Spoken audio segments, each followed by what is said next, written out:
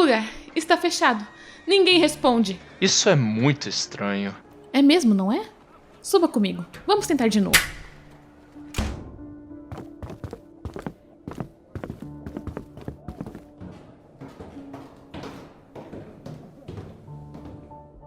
Não está aqui. Ali, tem um rapazinho. Com licença. Você está procurando a Stone Glassware? Sim, por gentileza. Ela tá fechada, desde ontem à tarde. A empresa tá sendo liquidada, pelo que eu ouvi falar.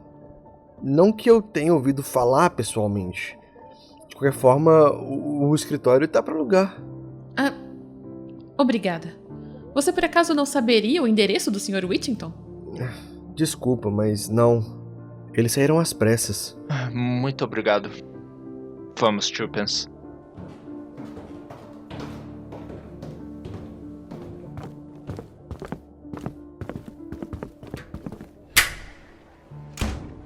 Então este é o fim do assunto. E eu nem suspeitei. Anime-se, velha amiga.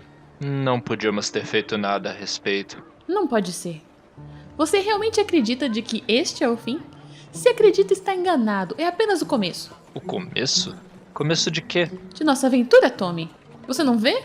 Se eles estão assustados a ponto de fugir dessa forma, fica claro que deve haver algo a mais nessa história de Jane Finn.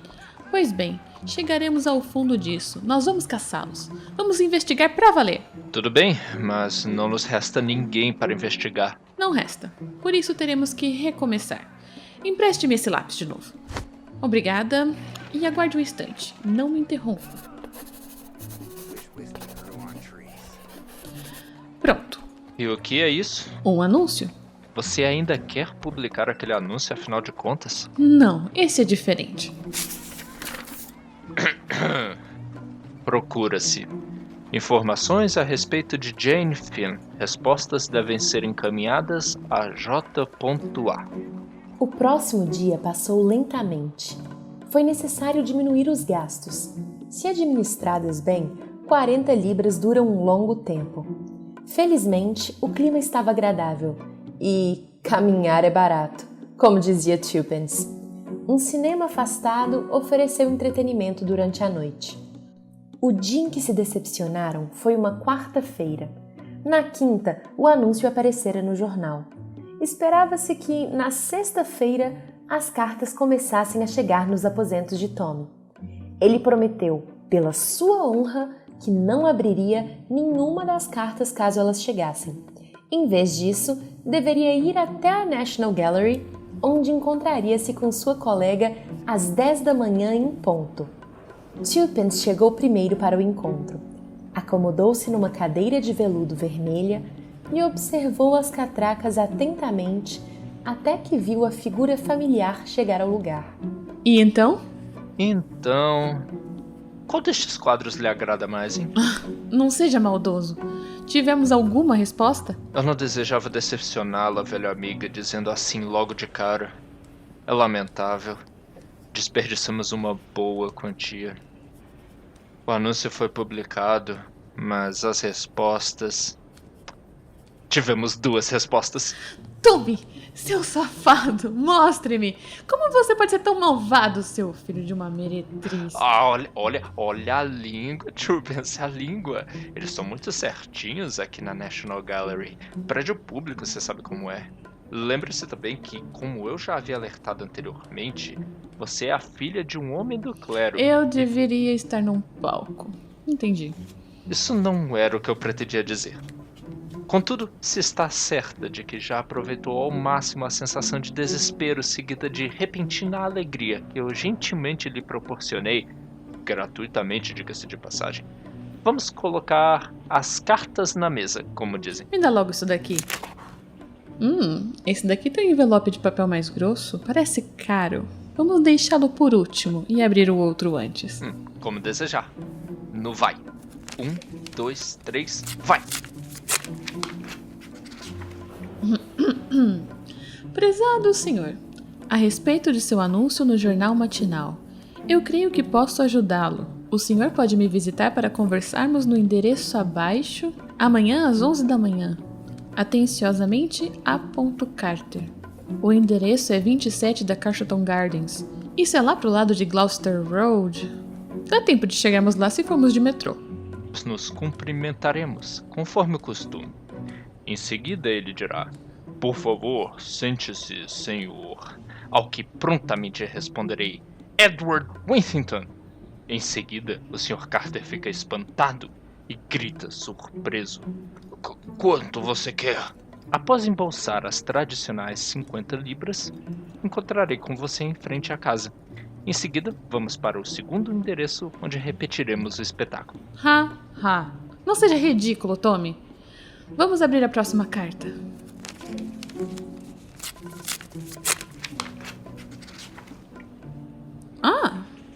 Esse veio do Hotel Ritz? Chique! Então podemos extorquir 100 libras em vez de 50. Eu vou ler. Prezado senhor, em resposta ao seu anúncio, eu ficaria feliz se fosse possível nos encontrarmos por volta da hora do almoço. Atenciosamente, Julius P. Hersheimer. Hersheimer. Será que é um chucrute? Ou apenas um milionário americano de descendência infeliz? O que quer que seja, o visitaremos no horário do almoço. É um bom horário. Frequentemente leva refeições gratuitas para 2. Agora vamos visitar Carter. Precisamos nos apressar.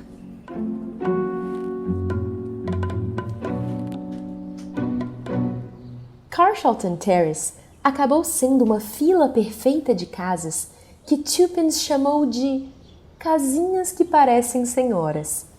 Eles tocaram a campainha do número 27 e uma governanta bem arrumada atendeu. Ela tinha aparência tão respeitável que Tuppence sentiu um pequeno aperto no coração. Quando Tommy perguntou pelo Sr. Carter, ela os levou a um pequeno escritório no térreo e saiu. Após menos de 1 minuto, a porta abriu-se e entrou na sala um homem com um rosto fino como o de um gavião e ares de fadiga. Senhor J.A., sente-se os dois, por favor. Eles obedeceram. O homem sentou-se numa cadeira de frente a Tuppence e sorriu para ela de maneira encorajadora. Havia algo sobre o sorriso que fez com que a costumeira prontidão de Tuppence a abandonasse. Como o homem não parecia disposto a dar início à conversa, Tuppence foi obrigada a começar. Nós gostaríamos de saber se o senhor poderia nos contar o que sabe sobre Jane Finn. Jane Finn? Bom, a questão é... o que vocês sabem sobre ela? Eu não vejo que uma coisa tem a ver com a outra. Não? Mas acredite, tem. E assim, voltamos ao assunto. O que vocês sabem sobre Jane Finn? Vamos, vocês devem saber alguma coisa para ter feito o anúncio como fizeram. Suponhamos que me contem. Havia uma qualidade magnética na personalidade do Sr. Carter. Tuppence pareceu esforçar-se para se desvencilhar dela, e então disse: Nós não poderíamos fazer isso, não é mesmo, Tommy? Mas, para sua surpresa, o companheiro não a apoiou. Os olhos de Tommy estavam fixos no Sr. Carter. Temo que o pouco que sabemos não será útil para você, senhor. Seja como for, contaremos com prazer. Tommy. Já me reconheceu, Sr. Beresford? Sim, senhor. Reconheci-o imediatamente. Vi-o na França quando estava com a inteligência. Assim que entrou na sala, eu soube que era o senhor... Sem nomes, por favor. Por aqui sou conhecido como Sr. Carter. Esta casa é de uma prima, por falar nisso. Ela me empresta ocasionalmente para tratar de assuntos estritamente não oficiais. Bom, agora, qual dos dois me contará a história? Vá em frente, Tuppence. O conto é seu. Sim, mocinha. Bote para fora. E Tuppence obedeceu, contando a história completa a partir da formação dos Jovens Aventureiros Limitada. O Sr. Carter ouviu em silêncio, retomando sua postura fatigada. De vez em quando ele erguia sua mão em direção aos lábios, como que para esconder um sorriso. Quando ela terminou, ele balançou gravemente a cabeça. Não é muito, mas é sugestivo. Muito sugestivo. Se me perdoam a franqueza, vocês são um casal curioso. Eu não sei. Talvez vocês possam ter êxito onde os outros fracassaram. Eu acredito em sorte, sabem? Sempre acreditei. Bom, o que mais posso fazer? Vocês estão em busca de aventuras? O que acham de trabalhar para mim? Com despesas pagas e um salário módico. Tudo extraoficial, é claro. O que deveríamos fazer? Apenas continuar o que estão fazendo agora. Encontrar a Jane Finn. Sim, mas quem é Jane Finn? Creio que vocês têm o direito de saber. A diplomacia secreta, que, por sinal, é quase sempre uma política ruim, não lhes interessa. Basta eu dizer que, no início do ano de 1915, um certo documento foi criado. Era o projeto de um acordo secreto, ou tratado. Chamem-no como preferirem. Ele foi escrito já pronto para receber as assinaturas de vários líderes mundiais. E foi elaborado nos Estados Unidos, que àquela altura eram uma nação neutra na guerra. O documento foi enviado para a Inglaterra por um mensageiro especial, selecionado apenas para este propósito, um jovem chamado Danvers. Esperava-se que a missão fosse mantida na mais perfeita confidencialidade, que nada vazaria.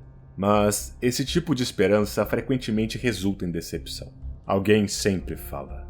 Danvers zarpou para a Inglaterra a bordo do Lusitânia. Ele carregava consigo o precioso documento em uma bolsa de oleado que trazia junto à própria pele. Nessa mesma viagem, o Lusitânia foi atingido por torpedos e naufragou. O nome de Danvers estava na lista de desaparecidos. Mais tarde, seu cadáver apareceu em uma praia e foi identificado sem qualquer possibilidade de engano. Mas a bolsa de oleado havia desaparecido. A questão era, ela havia sido roubada dele? Ou teria ele entregue a outra pessoa? Alguns incidentes corroboram a segunda teoria. Após o impacto dos torpedos, nos poucos momentos antes que partissem os botes salva-vidas, Danvers foi visto conversando com uma jovem estadunidense. Ninguém o viu entregar nada para a moça, mas ele pode tê-lo feito. Eu considero muito provável que ele tenha entregado os documentos a essa jovem acreditando que, pelo fato de ser mulher, ela teria maiores chances de sobreviver e trazê-los em segurança à terra firme. Mas, se assim foi, onde está a menina e o que ela fez com o documento? Um aviso posterior dos Estados Unidos indicava que Danvers provavelmente fora seguido de perto durante toda a viagem. Estaria esta garota em conluio com seus inimigos? Ou será que ela foi seguida e então enganada ou forçada a entregar o pacote? Começamos então a procurá-la. A tarefa revelou-se inesperadamente difícil. O nome da moça era Jane Finn, e ela figurava na lista de sobreviventes, mas a garota em si pareceu ter desaparecido completamente. Busca por seus antecedentes pouco ajudaram. Ela era órfã e atuava como, dizem por aí, como professora de primário numa escola no Oeste. Ela tirou o passaporte para Paris, onde estava indo juntar-se aos funcionários de um hospital. Ela ofereceu seus serviços voluntariamente, e após breve troca de correspondências, ela foi aceita. Sabendo que o nome da jovem aparecia na lista de sobreviventes do Lusitânia, o hospital ficou muito surpreso, como é natural, quando ela não apareceu para assumir seu posto, e por ela não ter dado nenhuma notícia. Como podem ver, todos os esforços foram feitos para localizar a moça, mas tudo foi em vão. Nós conseguimos encontrar o rastro dela na Irlanda, mas ele se perdeu depois que ela botou os pés na Inglaterra. O projeto do tratado não foi utilizado para fim algum, como poderia ter sido feito com a maior facilidade. E em vista disso, chegamos à conclusão de que Danvers havia, no fim das contas, o destruído. A guerra entrou noutra fase. Seu aspecto diplomático mudou também, e tal acordo nunca foi elaborado novamente. Boatos sobre sua existência foram negados enfaticamente. Esqueceu-se sobre o desaparecimento de Jane Finn e o assunto todo caiu no esquecimento. Mas por que emergiu de novo? A guerra acabou. Porque, aparentemente, o documento não foi destruído no fim das contas, e ele pode reaparecer hoje como um novo e mortal significado. Como? 5 anos atrás, o projeto do tratado era uma arma em nossas mãos. Hoje, ele é uma arma contra nós. Ele foi um erro gravíssimo, Se os termos lá colocados viessem a público, seria desastroso. Ele poderia dar início a outra guerra, não com a Alemanha desta vez. Essa possibilidade é extrema, e eu pessoalmente não a acho possível, mas aquele documento implica, sem sombra de dúvidas, um punhado de nossos estadistas, cujo descrédito não podemos suportar no momento atual. Seu uso seria irresistível para a campanha do Partido Trabalhista, e, em minha opinião, um governo trabalhista nesses tempos seria um atraso grave para a economia britânica. Mas isso não é nada em comparação à ameaça real. Vocês podem ter ouvido ou lido que há uma influência bolchevique por trás da atual agitação instigada pelo Partido Trabalhista? Eis a verdade. Dinheiro bolchevique está sendo investido neste país com um propósito específico de incitar uma revolução. E existe um certo homem, um homem cuja real identidade desconhecemos, que trabalha nas sombras em busca de seus próprios objetivos. Os bolcheviques estão por trás da agitação trabalhista, mas este homem está por trás dos bolcheviques. Quem é ele? Nós não sabemos. Sempre refere-se a ele pelo título discreto de Sr. Brown. Mas há uma certeza: ele é o maior criminoso da nossa era. Ele controla uma organização assombrosa. A maior parte da propaganda da paz durante a guerra era originária dele e foi financiada por ele. Os espiões do homem estão por toda parte. Ele defende os interesses da Alemanha. Deve ser um alemão naturalizado, então. Ao contrário. Eu tenho muitas razões para crer que ele é um inglês. Ele era favorável à Alemanha, assim como se opunha à participação britânica na Segunda Guerra dos Boeres. O que ele busca conseguir ainda não sabemos. Provavelmente poder absoluto para si de uma espécie que nunca se viu antes. Não temos ideia de sua identidade verdadeira. Sabemos que até seus próprios seguidores não têm ideia. Onde encontramos o rastro do homem, ele sempre teve o papel de coadjuvante. Outros assumem o papel principal. Mas sempre acabamos por descobrir, após o fato, que havia mais alguém, um servo ou funcionário, que manteve-se despercebido nos bastidores, e que o esquivo Sr. Brown escapou-nos novamente. Será que... Sim? Lembro-me que no escritório de Sr. Whittington, um funcionário, ele chamou de Sr. Brown. Você acha que... Muito provável. É curioso como o nome é mencionado com frequência. É a idiosincrasia de um gênio. Você consegue descrevê-lo, minha jovem? Eu não reparei. Ele era bem comum, igual qualquer um. Essa é, sem variações, a descrição do Sr. Brown. Ele entregou uma mensagem que recebeu por telefonema ao Sr. Whittington, não foi? Diga-me, você percebeu se havia um telefone fora do escritório? Não, eu acho que não vi um telefone. Exatamente. Aquela mensagem foi o recurso que o Sr. Brown empregou para entregar uma ordem a seu subordinado. Ele ouviu toda a conversa, é claro. Foi depois disso que o Sr. Whittington lhe deu o dinheiro? E lhe disse para voltar no dia seguinte? Foi sim. Sim, sem dúvida. Foi obra do Sr. Brown. Pois então. Vem a quem estão se opondo? Talvez o maior gênio criminoso da nossa era? Realmente não me agrada. Vocês são muito jovens. Eu não gostaria que nada de ruim acontecesse a vocês. Não acontecerá. Eu vou protegê-lo, senhor. E eu vou proteger você. Pois bem. Protejam um ao outro, então. Agora vamos voltar ao assunto. Há algo de misterioso sobre esse projeto de acordo que ainda não desvendamos. Já fomos ameaçados com ele de forma aberta e inconfundível. Os revolucionários já praticamente declararam que o documento está com eles, e que eles pretendem divulgá-lo a qualquer instante. Mas, por outro lado, eles parecem estar enganados sobre várias das condições expostas no documento. O governo considera que estão blefando, e acertadamente, ou não, decidiu continuar com a política de negação enfática.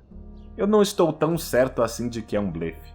Houve sugestões, alusões discretas que parecem indicar que a ameaça é real. É como se tivessem obtido um documento incriminador, mas não pudessem decifrá-lo por estar criptografado. Mas sabemos que o projeto de tratado não estava criptografado. Mas há alguma coisa aí. Claro, por tudo que sabemos, Jane Finn pode muito bem estar morta. Mas eu acho que não está. O que me intriga é que tentaram conseguir informações sobre a garota conosco. O quê?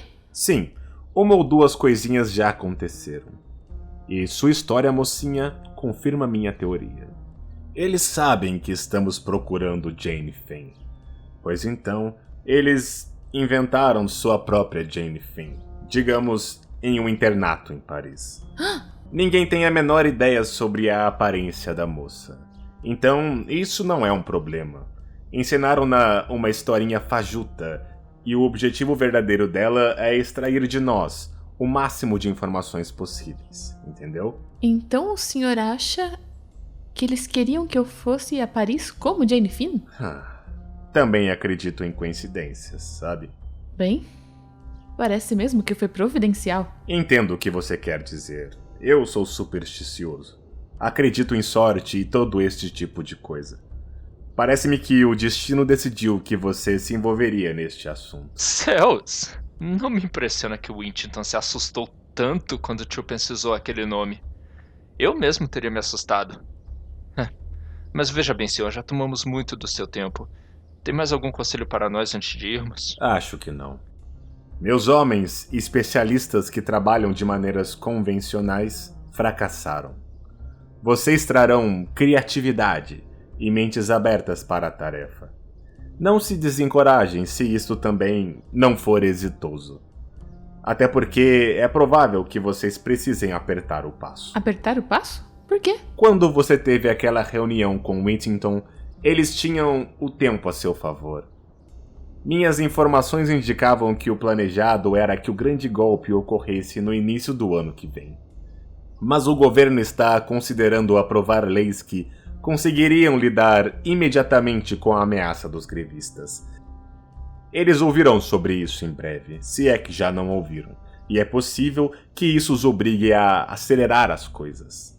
Eu mesmo espero que aconteça. Quanto menos tempo eles tiverem para planejar, melhor. Só estou alertando vocês que não resta muito tempo. Portanto, vocês não precisam ficar decepcionados se falharem. Não é uma tarefa fácil. Isso é tudo. Penso que devemos conversar num tom profissional. Em que exatamente nós podemos contar com o senhor, Sr. Carter? Quantidade razoável de dinheiro, informações detalhadas sobre qualquer assunto e nenhum reconhecimento oficial.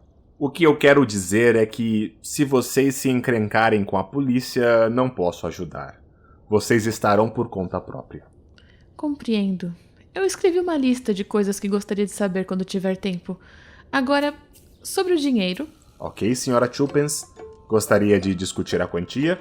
Não exatamente. Nós temos o suficiente por enquanto, mas quando quisermos mais... O valor estará à sua disposição. Sim, contudo... E eu não desejo ofender o governo ao qual você está vinculado, mas você sabe o quão difícil é conseguir alguma coisa dele. E se tivermos que preencher e enviar um formulário azul, então, após 3 meses, receber o formulário verde e assim por diante... Bom, isso não será muito útil, não é mesmo? Não se preocupe, Sra. Chupins. Você enviará um pedido pessoalmente a mim, neste endereço, e o valor em cédulas será enviado de volta pelo correio. Quanto ao salário, o que acham de um valor em torno de 300 libras ao ano? E uma quantia igual para o Sr. Beresford, é claro. Maravilha! O senhor é bondoso. Eu realmente sou louca por dinheiro. Eu vou anotar direitinho todas as despesas, débito e o crédito, o saldo do lado direito e uma linha vermelha traçada na diagonal com o total anotado abaixo. Eu sei fazer tudo direitinho quando me dedico. Tenho certeza que sim. Pois bem, adeus e boa sorte a vocês dois.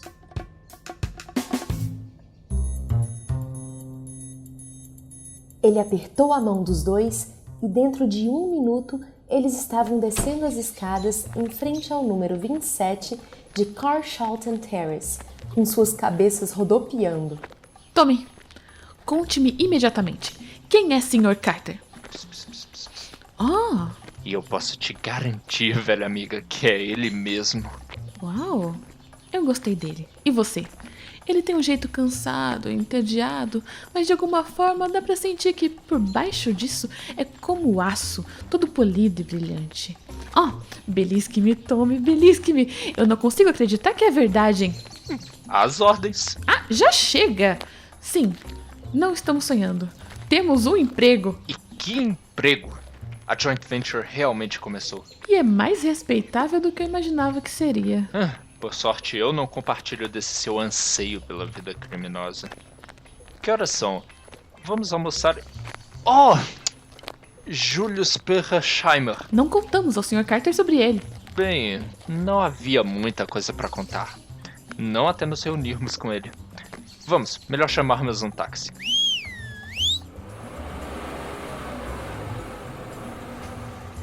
E quem é que está sendo extravagante agora? Todas as despesas pagas, se lembra? Vamos, entre. De qualquer maneira, causaremos melhor impressão chegando dessa forma. Tenho certeza que chantagistas jamais chegam de ônibus. Nós deixamos de ser chantagistas. Não tenho certeza de que eu deixei. Este episódio contou com as vozes de João Vitor Galvão como Tommy Beresford, Ana Neves como Tuppence Cowley, Sofia Sepúlveda como a narradora, Gilles Azevedo como Sr. Carter e a voz adicional de Rafael Zorzal. Direção de Jéssica Loiana. Roteiro de Sinara Salve. Tradução e revisão de João Vitor Galvão. Edição de Rafael Zorzal. Créditos completos e a trilha sonora do episódio estão na descrição. Esta adaptação é uma produção do Projeto Drama.